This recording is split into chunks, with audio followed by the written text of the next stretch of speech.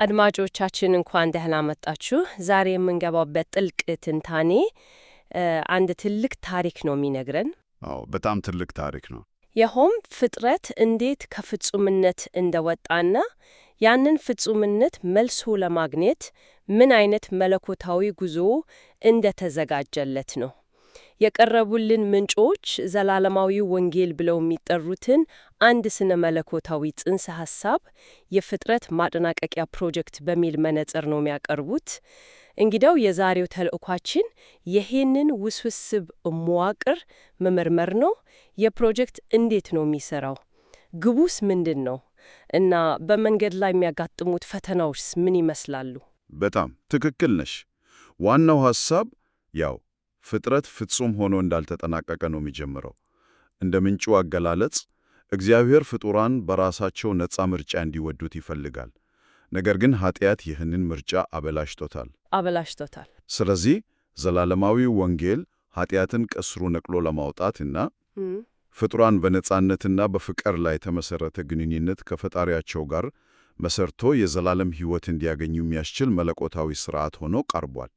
ይህ ደግሞ እንደ ሄሌል ያው ሉሲፈር እና አዳም ያሉ አካላት መውደቅ ከመስቀሉ አይጤሬነት ጋር እንዴት በጥብቅ እንደተሳሰረ ያሳያል። እሺ፣ ከዚህ እንጀምር። ጽሑፉ ወንጌልን የፍጥረት ማጠናቀቂያ ፕሮጀክት ይለዋል። ይህ በጣም ትልቅ አባባል ነው። በተለምዶ ወንጌልን የምናስበው ከኃጢአት መዳኛ መንገድ አድርገን ነው። ይህ ጽሑፍ ግን ከዚያ የሰፋ ትርጉም የሰጠው ነው። ይህ ማጠናቀቅ የሚለው ቃል በትክክል ምን ማለት ነው? እዚህ ላይ ያለው የሐሳብ ፍሰት በጣም ስልጣዊ ነው። እንዲህ ነው የተቀመጠው።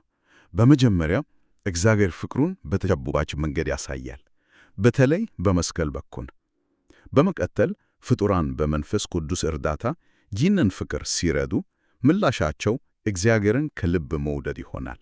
በምላሹ ማለት ነው። አዎ፣ ይህ እውነተኛ ፍቅር በልባቸው ሲሰርስ ኃጢአት መስራት ለነሱ የማይታሰብ ነገር ይሆናል። ቅጣትን ከመፍራት ሳይሆን ይወዱትን አካል ማሳዘን ስለማይፈልጉ ነው። በዚህ መልኩ ከኃጢአት የጸዱ ፍጡራን የተናቀቁ ወይም ፍጡማን ይሆናሉ። በዚህም የዘላለም ሕይወት ያገኛሉ። ስለዚህ ወንጌል ወደዚህ ፍጹምነት የሚያደርስ ብቸኛው መንገድ ተደርጎ ነው የተገለጸው። ልክ ነው፣ ብቸኛው መንገድ። አንድ ደቂቃ እንቆይ እስቲ። እዚህ ላይ አእምሮን የሚፈታተን ሐሳብ አለ። ጽሑፉ እግዚአብሔር የሄሌልን የአዳምን ውድቀት አስቀድሞ እንዳየው እና ይህንንም ውድቀት ለዕቅዱ ማስፈጸሚያ እንደተጠቀመበት ይገልጻል። ይህ ማለት የሄሌል ክፉ ተግባር ለመልካም ዕቅድ አስፈላጊ ነበረ ማለት ነው። ይህንን ለመቀበል በጣም ከባድ ነው። ከባድ ሐሳብ እንደሆነ ምንም ጥርጥር የለውም። በጣም ጽሑፉ ይህንን የሚያየው ከምክንያትና ውጤት አንጻር ነው የሚለው ነገር የመጨረሻው ግብ ፍጡራን የእግዚአብሔርን ፍቅር ጥልቀት እንዲረዱ ማድረግ ከሆነ ያንን ፍቅር ለማሳየት ከሁሉ የላቀው መንገድ መስቀል ነው። መስቀሉ እንዲኖር ደግሞ እግዚአብሔርን የሚሰቅል አካል መኖር ነበረበት የግድ። ስለዚህ ጽሑፉ የሚያቀርበው መከራከሪያ ሄሌል ባይወድቅ ኖሮ በሱ ቦታ ሌላ አካል ያንን ሚና መጫወት ነበረበት የሚል ነው። የሚገርም ነው። ይህ ማለት ክፉ ድርጊቶች እንኳን ሳይቀሩ ለላቀ መለኮታዊ ዓላማ ሊውሉ ይችላሉ የሚል ስነ መለኮታዊ አቋም ይዘዋል። ውድቀቱ ራሱ ያው የዕቅዱ አካል ነበረ ማለት ነው። እሺ፣ ይህ እጅግ በጣም ትልቅና አከራካሪ ሐሳብ ነው። ያንን ለአሁኑ እዚህ ላይ ትተን ይህ ዕቅድ በተግባር እንዴት እንደሚሰራ እንመልከት። ምንጩ 3 ተከታታይ ሕጎችን ይዘረዝራል። አዎ፣ 3 ደረጃዎች አሉት። የእግዚአብሔር ሕግ ወይም ሕገ ኦሪት፣ የውልድ ሕግ ይሄው መስቀሉ እና የመንፈስ ቅዱስ ሕግ ወይም አዲስ ኪዳን። እነዚህ 3ቱ እንዴት ነው እንደ አንድ ስርዓት የሚሰሩት? በጣም ጥሩ ጥያቄ ነው። እንደ ተለያዩ ሕጎች ሳይሆን እንደ አንድ ወጥ ሂደት ነው የቀረቡት። ይህንም በቀላል ምሳሌ ለማስረዳት አንድ ዶክተር በሽተኛን ሲያክም እንደምንመለከተው ነው ማለት ይቻላል። እሺ፣ አንደኛ የእግዚአብሔር ሕግ ወይም ሕገ ኦሪት። ይህ የምርመራው ዳያግኖሲስ ደረጃው ነው። ሕጉ ኃጢአት ሰርተሃል፣ ችግር አለብህ ብሎ በሽታውን በትክክል ይነገረናል። ችግሩን ይለያል ማለት ነው። በትክክል ያለ ሕግ ኃጢአት ምን እንደሆነ እንኳን አናውቅም ነበር። ሁለተኛ የውልድ ሕግ ወይም መስቀሉ። ይሄ የመድኃኒቱ ፕሪስክሪፕሽን ደረጃ ነው። ኃጢአት እንዳለብን ከታወቀ በኋላ መስቀሉ የይቅርታን መድኃኒት ያቀርባል። መፍትሄውን ያመጣ። ለበሽታው መፍትሄው ይሄ ነው ይለናል። ሦስተኛው ደግሞ የመንፈስ ቅዱስ ሕግ ነው። ይሄ ደግሞ የመፈወሻው ሪከቨሪ ደረጃ ነው። መድኃኒቱን ወስደን እንድንፈወስ ኃይል ይሰጠናል። ኃጢአትን ለማሸነፍና ዳግም ላለመታመም የሚያስችለንን ጉልበት የምናገኘው በዚህ ሕግ ነው። ስለዚህ አንዱ ከሌለ ሌላኛው ትርጉም የለውም። በጅራሽ ምርመራ ሳይኖር መድኃኒት አይታዘዝም፣ መድኃኒት ሳይኖር ደግሞ መፈወስ አይቻልም። ልክ ብለሻል። ይህ በጣም ግልጥ አቀራረብ ነው። ግን አንድ ጥያቄ ያስነሳ። በቀዳሚው ኪዳን የነበሩት ሰዎች እነሱ የነበራቸው የመጀመሪያው ሕግ ብቻ ከሆነ በምርመራ ደረጃ ላይ ብቻ ተወስኖ ነበር ማለት ነው። የእነሱ ተስፋ ምን ነበር? ይህ ሥርዓት ለእነሱ ፍትሐዊ ነው? ይሄ በጣም ወሳኝ ጥያቄ ነው። ጽሑፉ በቀጥታ ይህንን ባያብራራም ፍንጭ የሚሰጠው ነገር አለ። ምንም እንኳን የውልድ ሕግና የመንፈስ ቅዱስ ሕግ በሙሉት የተገለጠው በአዲስ ኪዳን ቢሆንም የእነዚህ ሕጎች ጥላ እና ተስፋ በቀዳሚው ኪዳን ውስጥ ነበር። ለምሳሌ የእንስሳት መሥዋዕት የመስቀሉ ጥላ ነበር። አዎ፣ እውነት ነው። የእግዚአብሔር መንፈስም በተወሰኑ ግለሰቦች ላይ በመውረድ ይሠራ ነበር። ስለዚህ ሙሉ ሥርዓት ገና ባይገለጥም በእምነት ወደፊት የመጣ በነበረው መፍትሔ ላይ ተስፋ እንዲያደርጉ የሚያስችላቸው መንገድ እንደነበር ጽሑፉ ይጠቆማል። እሺ፣ ዕቅዱ በሦስት ሕጎች እንደሚሠራ አየን። ግን ይህ ዕቅድ እንደሚሠራ ማረጋገጫው ምንድን ነው? ይህ ሁሉ በንድፈ ሐሳብ ደረጃ ያምር ቢሆንም በተግባር እንደሚሳካ ምን ማረጋገጫ አለ? አዎ፣ ጽሑፉ በኩራቱ የሚላቸውን ምስክሮች እዚህ ላይ ነው የሚያቀርበው። እስቲ ስለ እነሱ እንነጋገር። እነማን ናቸው? በኩራቱ የሚለው ጽንሰ ሐሳብ ያው የፕሮጀክቱ ማረጋገጫ ናቸው። ፕሩፍ ኦፍ ኮንሴፕት እንደምንለው። አዎ፣ ማረጋገጫ። እነሱ ኃጢአትና ሞትን በተግባር ያሸነፉ ግለሰቦች ናቸው። የእነሱ ትንሣኤና ለውጥ የእግዚአብሔር ትእዛዛት ሊጠበቁ እንደሚችሉና የዘላለም ሕይወትም እውነት መሆኑን ለቀረው ፍጥረት ሁሉ በተጨባጭ የሚያሳይ ማስረጃ ነው። ይህ ደግሞ በሌሎች ፍጡራን ዘንድ ያለውን ጥርጣሬ በሙሉ ያስወግዳል ማለት ነው። በትክክል። ጽሑፉ 3 የበኩራት ቡድኖችን ይለያያል። የመጀመሪያው እና ዋነኛው እንግዲህ ኢየሱስ ክርስቶስ ነው። በአንቀላፉት መካከል በኩራት የሆነው ተብሎ እንደተገለጸው። እሺ፣ የመጀመሪያው በኩር ኢየሱስ ነው።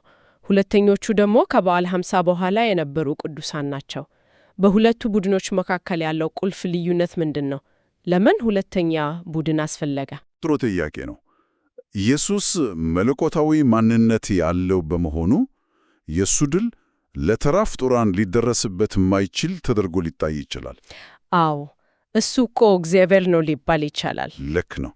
ስለዚህ ሁለተኛው ቡድን ማለትም ከበዓለ ሃምሳ በኋላ የነበሩት ሐዋርያትና ሰማዕት ተራ ሰዎች ሆነው ሳለ በመንፈስ ቅዱስ ኃይል ኃጢአትንና ሞትን ማሸነፍ እንደሚችሉ አሳይተዋል። ጽሑፉ ይህንን የበልግ ዝናብ ብሎ ይጠራዋል። ይኸውም የመንፈስ ቅዱስ የመጀመሪያው ሙላት ነው። ነገር ግን የመጨረሻውና ወሳኙ ቡድን ሦስተኛው ነው። እነሱም 144,000። እሺ፣ እዚህ ላይ ቆም እንበል። 144,000፣ ስድስተኛው ማህተም፣ የመከር ዝናብ፣ እነዚህ ቃላት በተለይ ከመጽሐፍ ቅዱስ የራእይ መጽሐፍ ጋር ለማያውቅ ሰው ግራ ሊያጋቡ ይችላሉ። ጽሑፉ እነዚህን ቃላት ሲጠቀም ምን ማለቱ ነው? ጥሩ ነጥብ ነው። ጽሑፉ እነዚህን ቃላት የሚዋሰው ከራእይ መጽሐፍ ነው። ስድስተኛው ማህተም በራእይ መጽሐፍ ላይ የተገለጸውን እና በዓለም ላይ ታላቅ መከራና ሁከት የሚመጣበትን የመጨረሻውን ዘመን ያመለክታል። የመጨረሻው ዘመን? አዎ።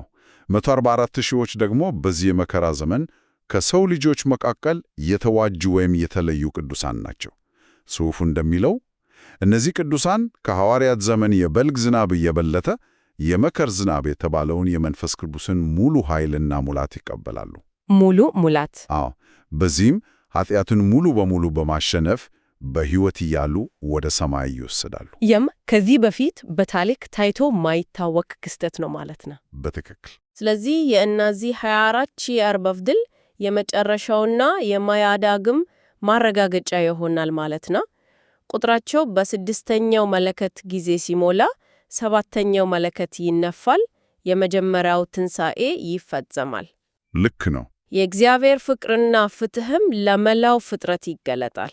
የእነዚህ ጥቂቶች ድል ለሁሉም ማረጋገጫ ይሆናል። በትክክል። የእነሱ ድል እነሆ የእግዚአብሔርን ትእዛዛት መጠበቅ ይቻላል፣ ፍቅር ኃጢአትን ያሸንፋል የሚል ሕያው ምስክርነት ይሆናል። ይህ ሲሆን ፍጡራን በእግዚአብሔር ላይ ያላቸው ጥርጣሬ ሙሉ በሙሉ ይጠፋና ከልብ ሊወዱት ይችላሉ። ይህ ደግሞ ወደ ፍጹምነት ይመራቸዋል። በጣም ጥሩ። አሁን ከመለኮታዊው ትልቅ ዕቅድ ወርደን ወደ ግለሰቡ ልምድ እንምጣ። ይህ ሁሉ በግለሰብ ደረጃ እንዴት ነው የሚሰራው? አንድ ሰው ኃጢአትን የሚያሸንፈው እንዴት ነው?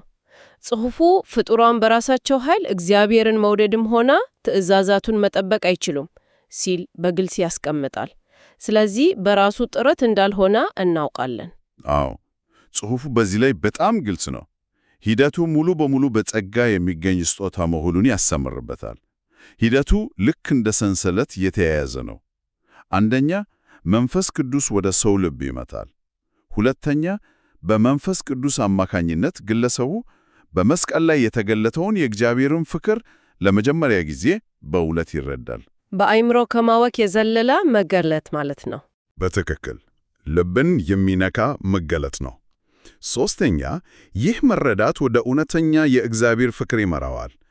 አራተኛ፣ ይህ ፍቅር ደግሞ ትእዛዛቱ በድንጋይ ጽላት ላይ ብቻ ሳይሆን በልብ ጽላት ላይ እንዲቀረጹ ያደርጋል። በልብ ላይ። በመጨረሻም ሕጉ በልቡ የተቀረጸ ሰው ትእዛዛቱን መጠበቅ ይችላል። ይህም የሚሆነው ግዴታ ስለሆነበት ሳይሆን ያው ፍቅር ስለሚያነሳሳው ነው። ጽሑፉ የፍቅር ሕግ የሞትን ሕግ ያሸንፋል በማለት ይገልጸዋል። ስለዚህ ሂደቱ ከውጭ ወደ ውስጥ ሳይሆን ከውስጥ ወደ ውጭ ነው። ልክ ነው። ጽሑፉ የወይን ግንድና የቅርንጫፍ ምሳሌን ይጠቀማል። ይህ ማለት ከእግዚአብሔር ጋር ካልተገናኘን ምንም ማድረግ አንችልም። ልክ ስልክ ከቻርጀር ጋር ካልተሰካ እንደሚጠፋው ማለት ነው። በጣም ጥሩ ምሳሌ ነው። እዚህ ላይ መንፈስ ቅዱስ እንደ ኤሌክትሪክ ኃይል ነው። ያለ እሱ ግንኙነቱ አይሰራም። በጣም ጥሩ ምሳሌ ነው። ያለ መንፈስ ቅዱስ ኃይል ትእዛዛቱ በድንጋይ ላይ የተቀረጹ ቀዝቃዛ ፊደላት ብቻ ናቸው። ኃጢአት ምን እንደሆነ ይነግሩናል እንጂ እንድናሸንፈው ኃይል አይሰጡንም።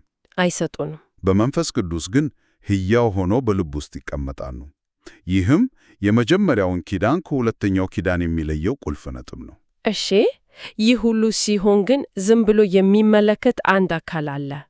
በማንኛውም ትልቅ ታሪክ ውስጥ የክፉን ወገን ሚና መዘንጋት የለብንም።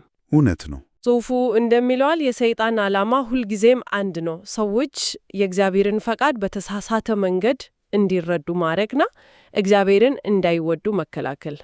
ዓላማው አንድ ቢሆንም ስልቶቹ ግን በየዘመናቱ በጣም ተለዋዋጭ ናቸው። እንዴት ነው የሚለዋወጡት?